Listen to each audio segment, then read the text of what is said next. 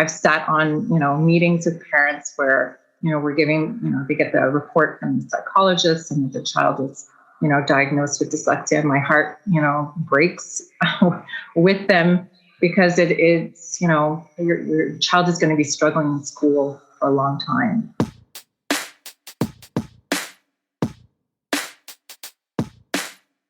But it wasn't until my son was diagnosed just a few years ago is when I totally had a aha moment, or almost my brain exploded with all this new information that I did not know. I just want change. I want, as I said, you do better when you know better, and I just need to get that message out. I had no clue about any of this a few years ago, and that's my goal is to spread awareness.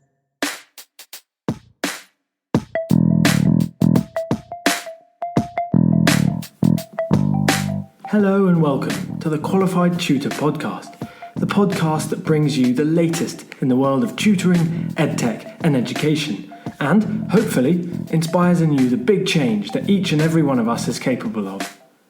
Qualified Tutor is an industry-leading tutor training organisation and online tutoring community for thousands of tutors around the world. This podcast is the voice of this community, where we aim to hear from tutors, teachers, entrepreneurs, coaches, business experts, students, tutorpreneurs, and more from the world of tutoring about what inspires them every day, how they can help tutors like you, and what they've learnt about tutoring along the way. The question is, what will you learn today? Hello and welcome to this episode of the Qualified Tutor Podcast. My name is Ludo Miller, the host of this podcast. Welcome back to regular listeners. Welcome to any of you for whom this is your first time listening to the Qualified Tutor Podcast. And of course, a huge welcome to today's guest, Melanie Brethour. Now, Melanie, just before we get into the conversation with you, I'd like to give listeners a little background to you so that they know where you're coming from and so that I can really beat the drum for you, because I'm sure you'll be too modest to do that yourself. So Melanie is the founder of Decoding Dyslexia Quebec, which is a wonderful organisation that's spreading awareness around dyslexia and generally flying the flag for all those students who struggle with reading and the way it's taught in schools, and crucially, those parents and caregivers who in turn may struggle with that environment. And Melanie has a powerful story to tell from her background as a classroom teacher of 18 years to the present day, to being the mother of a child diagnosed with dyslexia, to finding out that there was little by way of support and information online for parents of children with dyslexia, which is going to tell us a little bit more about how Decoding Dyslexia came about. And today, Melanie has kindly accepted the invitation to share that story with you. So listen in carefully, because I'm sure there will be learnings at every step of the way. So welcome, Melanie. Thank you so much for coming on. Thank you for having me. This is my first real official podcast, so I'm very excited. Official. Maybe we can get into what other kind of unofficial. Okay, maybe it is my first podcast. You don't need to dress it up like that. That's okay. So it's Monday the 14th of March. I'm recording. What's giving you reasons to smile this Monday, Melanie? Well, I'm excited to be here, as I said, and any chance I get to talk about dyslexia and just spread awareness about it makes me very happy. So that's why I'm in a great mood and I'm happy to be here. Wonderful. So let's dive into that first question, because it's going to allow you to talk about the thing that you'd like to talk about, which is dyslexia. And it's going to allow our listeners to find out either a little bit more if they're not kind of experts or work in the field of dyslexia, or to really take their practice further if they are those who work in the field. So, Melanie, the first question is, what is your why as an educator? Well, I always wanted to be a teacher for the longest time. Even when I did camps, when I was a teenager, I knew that I wanted to be a teacher. And I went to McGill University in Montreal. I'm in my 18th year of teaching, and I have always been in special ed. I taught special programs, and I always felt I knew enough about dyslexia. But it wasn't until my son was diagnosed just a few years ago is when I totally like had a aha moment, or my almost my brain exploded with all this new information that I did not know. And so that's my why. He's my why, and my goal is to spread awareness about dyslexia, of what I've learned. I'm a teacher, as I said, and I was in special ed, but I didn't know what I knew now. But my saying moving forward is you do better when you know better. And now I know better. And I'm trying to spread as much awareness about dyslexia, not only to parents, but to my colleagues, to anybody who will listen. And I think I don't think I necessarily have a unique story. It seems to be that many teachers or many parents who have a child with dyslexia, they learn so much from their child, and they want to do the best they can to support them. And I've done incredible things in the past few years because of my son Benjamin, and that's my why. And my goal is to help any parents and to spread awareness, as I said, to the teachers who are teaching these 1 in 5 kids in their class. Well, I mean, maybe that final point there is the reason behind the question I'm about to ask, which is why did you set up Decoding Dyslexia Quebec? Where did that come from? Well, when I was looking at, as soon as my son was diagnosed, I knew he was dyslexic. I knew in kindergarten. But unfortunately, here in Quebec, and I think there's other places as well, they always say you need to have we can only diagnose at the end of grade 2 or the beginning of grade 3. And I know many places they can diagnose around 5.5 years.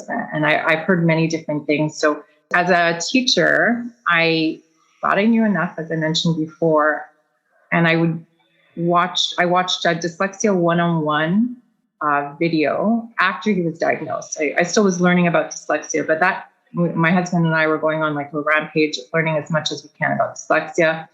And that's when I learned, I heard about decoding dyslexia, decoding dyslexia in the States. They have one in every state, and now in 7 provinces. And I went to those sites to get a lot of information. They were super helpful. And there's a lot of wonderful organizations besides Decoding Dyslexia. And I just remember thinking, well, here I am. I just found out, my son is officially diagnosed with dyslexia. I thought I knew enough.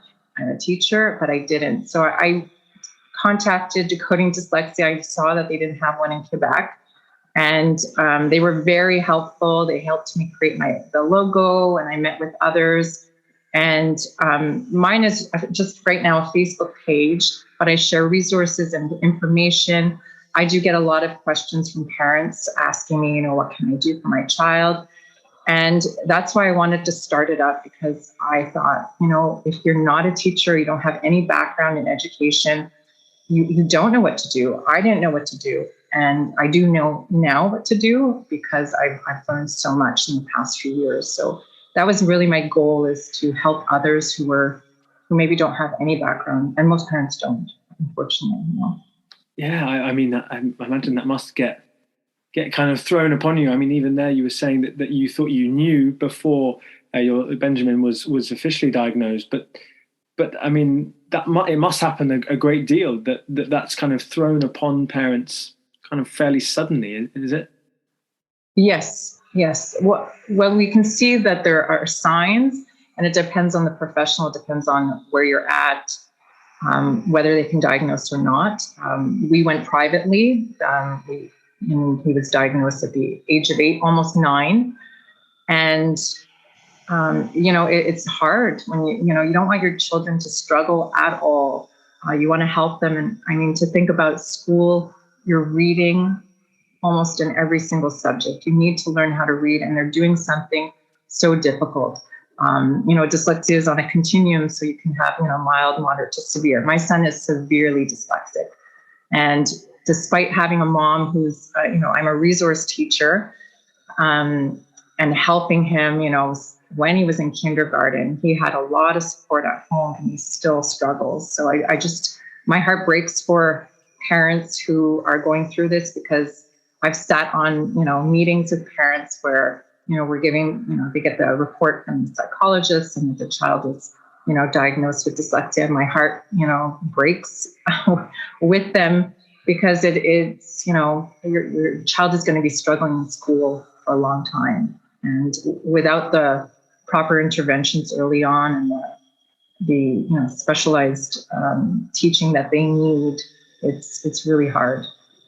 So how can you give us a little bit more information about how you do help parents understand their child's diagnoses? In what ways does Decoding Dyslexia, whether it's Decoding Dyslexia Quebec or other Decoding Dyslexia organizations, how do they help parents? Well, it's really the information. So if you don't know anything about dyslexia, you can contact, if you're in a state, you contact your state's Decoding Dyslexia, for example, and they can guide you in certain areas. They can give you resources. Many of them are so huge that they have members. Right now, I'm just like a one-woman show on Facebook. I'm hoping to expand it more. I only started it last year, but in some states they're changing legislation. I know in Ontario there's something called the right to read, and they're really making changes. Hopefully in the education system as well, and the faculty of education. And right now, parents have contacted me and they ask, what can I do? What kind of intervention they need? And I always tell them they need a structured literacy approach based on the science of reading. And the gold standard for any dyslexic is the Orton-Gilliam approach. I am trained in the Orton-Gilliam approach.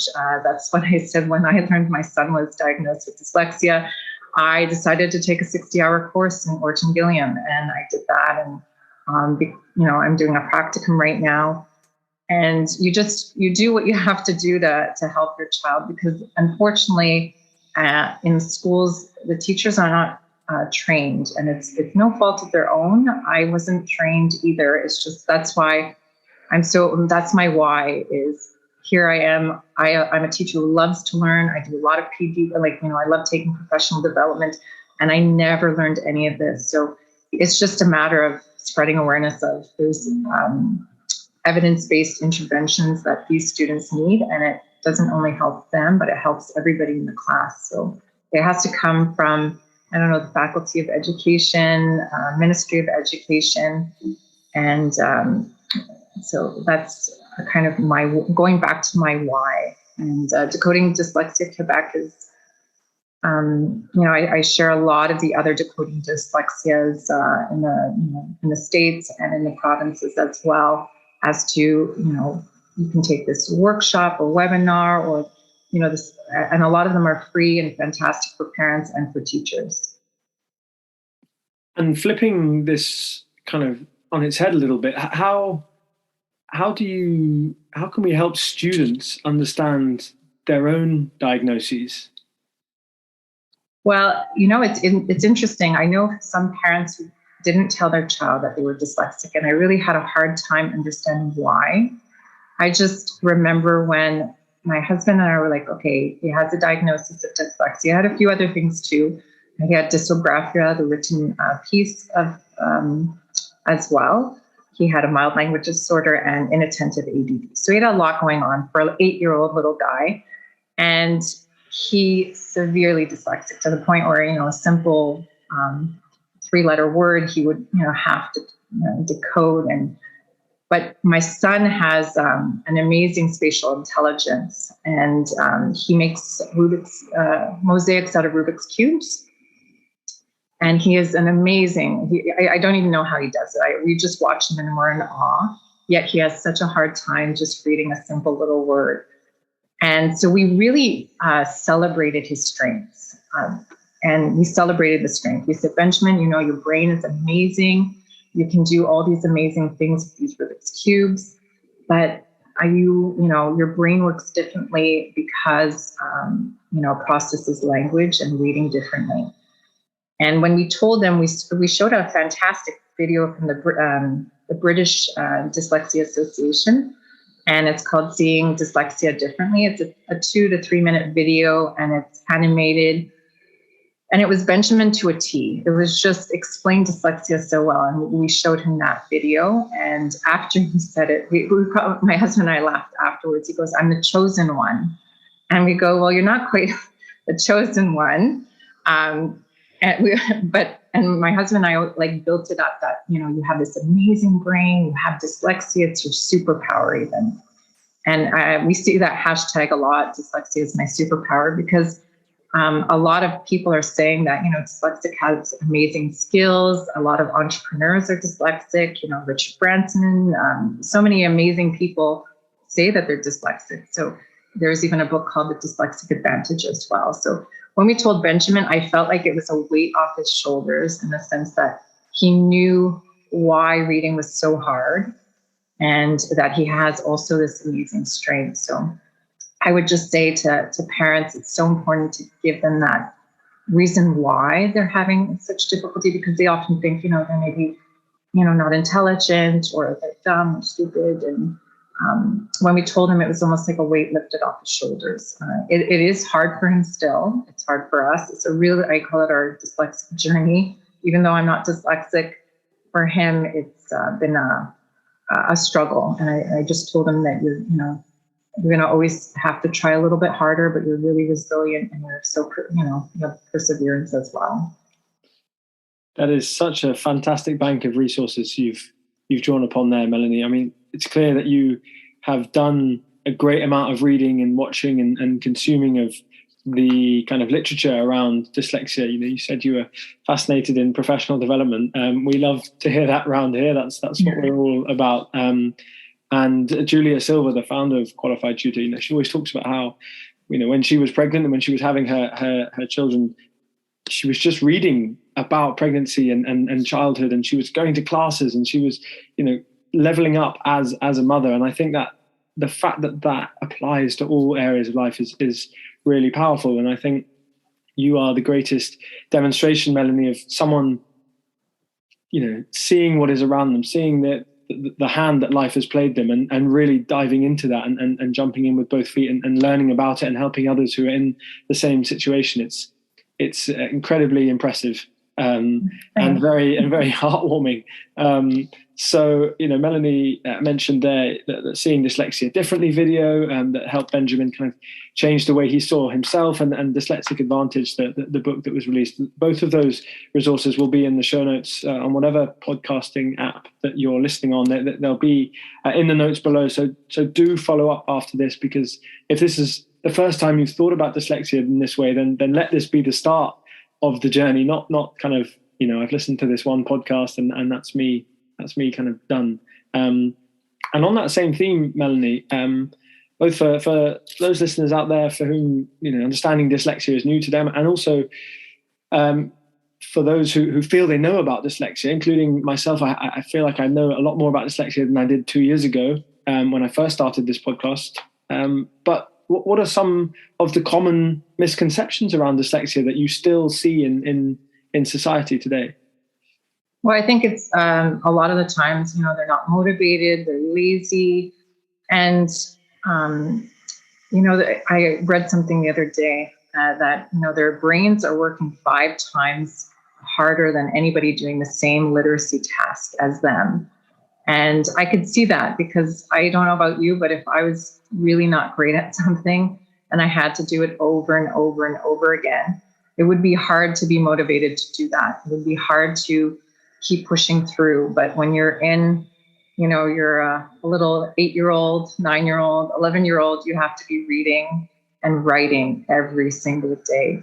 And I want, teachers especially to know that they're trying their best. When I say that I worked with him and, we did spelling tests, and on a side note, there's no point in spelling tests, by the way, but, or randomly, just random words that you have to remember for the week. We would be spending so much time during the week, like it would be incredible. And he would get 0 on 10. And it would just break your heart, because it's not about lack of effort or trying. It's just their brains process it differently. And I think a lot of people think, seeing letters backwards, I get that question a lot. do they have dyslexia? They're reversing their letters, and they're putting a B or D or P or Q, and it's really about that. Let's look at a grade 3 or grade 4 student who has dyslexia.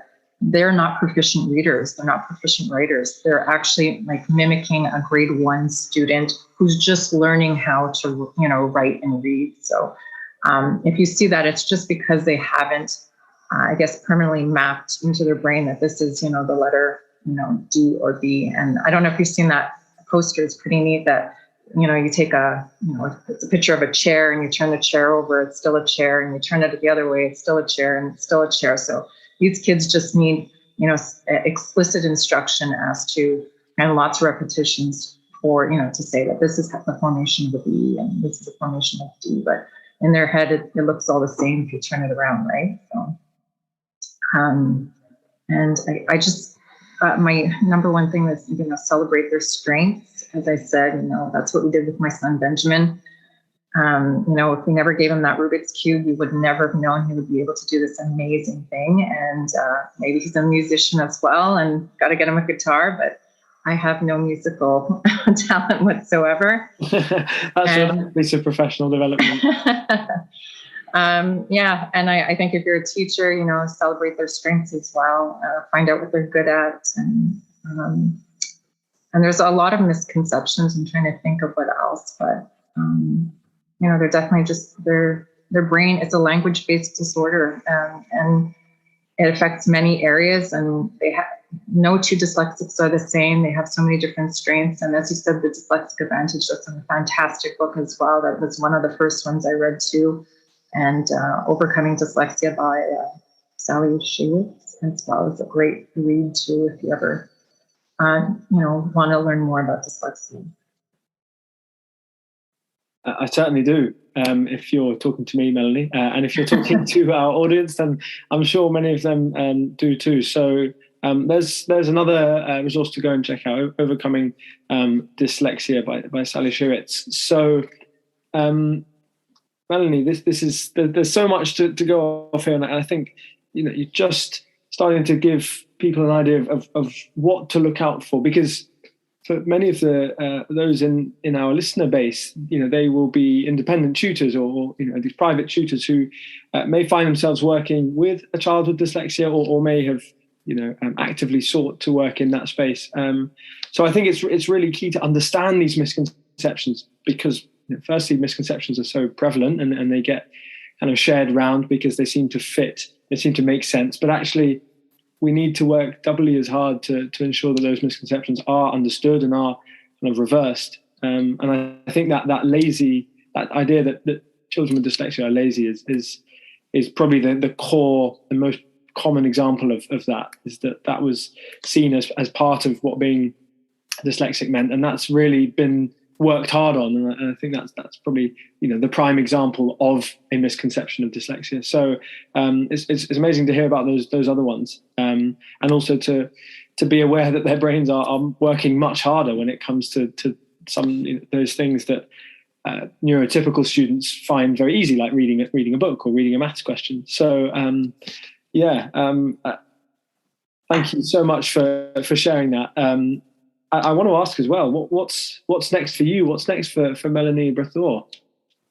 Well, I'm hoping to be able to do more. Whether it's a podcast or so, I'm actually going to be doing a presentation with all the resource teachers at my school board about dyslexia and the science of reading, and I'm hoping that the message is going to go to them, and they're going to share it with their schools. And slowly, and with time, people will learn more about dyslexia and what these kids need in terms of the right intervention and early intervention. I went on Twitter for the first time, and that seems to be a fantastic space for all about literacy and dyslexia too. And I'm hoping that my Decoding Dyslexia Facebook page will become a little bit maybe more impactful as other decoding dyslexias in the States and the other provinces as well. I just want change. I want, as I said, you do better when you know better, and I just need to get that message out. I had no clue about any of this a few years ago.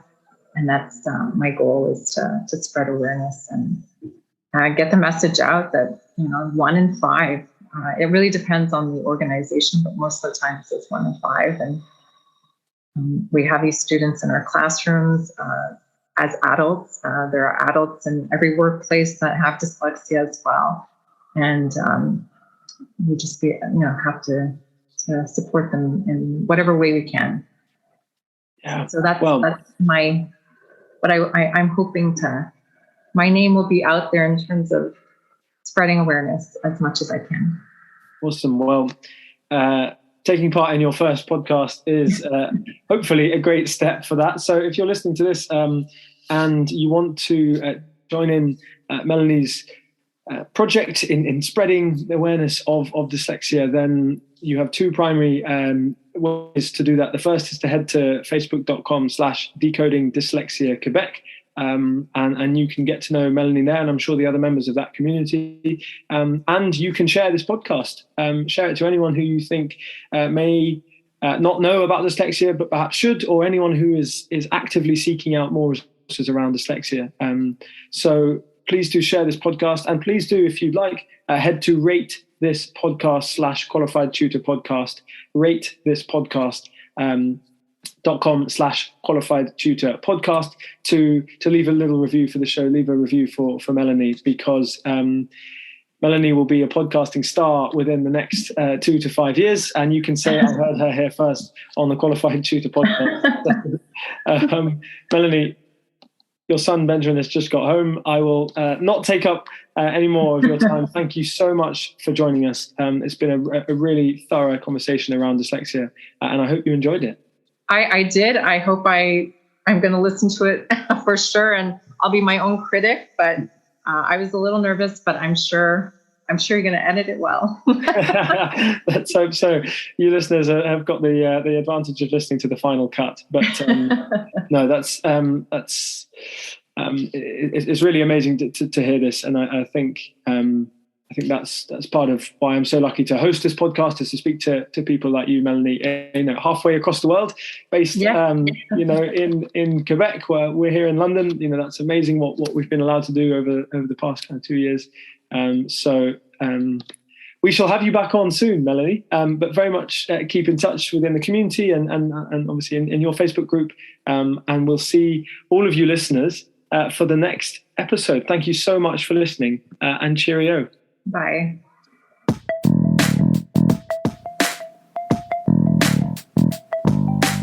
Thank you for listening to this episode of the Qualified Tutor Podcast.